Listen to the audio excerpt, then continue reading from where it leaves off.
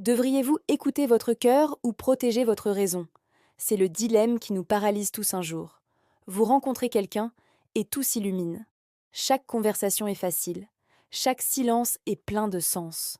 Une connexion si forte, si évidente, que vous commencez à imaginer un futur. Mais en même temps, une petite voix s'élève. C'est la voix de la raison. Elle vous rappelle vos blessures passées, les risques, la fragilité de ce bonheur naissant. Elle vous murmure de rester prudent, de ne pas vous abandonner complètement, car la chute pourrait être brutale.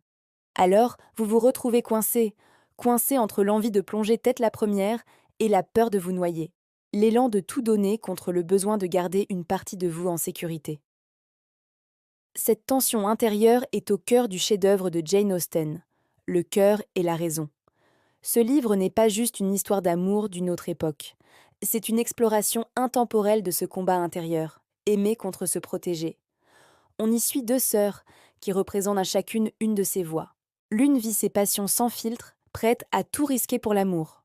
L'autre analyse tout, contrôle ses émotions, convaincue que la prudence est la seule voie vers la sécurité.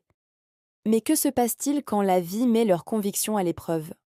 Choisir la passion, c'est s'exposer au jugement des autres, à l'instabilité, à la possibilité d'une peine immense.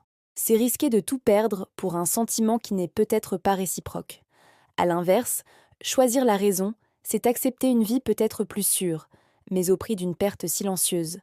Le regret de ne pas avoir essayé, la mélancolie d'un amour qui n'a jamais pu éclore. Lequel de ces choix coûte le plus cher? L'histoire nous montre que ni l'un ni l'autre n'est simple.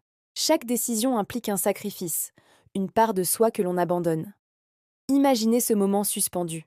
Le cœur bat à tout rompre, une phrase décisive est sur le point d'être prononcée. Une phrase qui pourrait tout changer, pour le meilleur ou pour le pire. La personne que vous aimez est là, devant vous, attendant une réponse. Et vous? Vous êtes au bord du précipice, partagé entre le saut dans l'inconnu et le repli vers la sécurité. Qu'allez-vous faire? Cette histoire existe dans sa version complète. L'audiobook est disponible via le lien en description. Cliquez pour découvrir leur choix.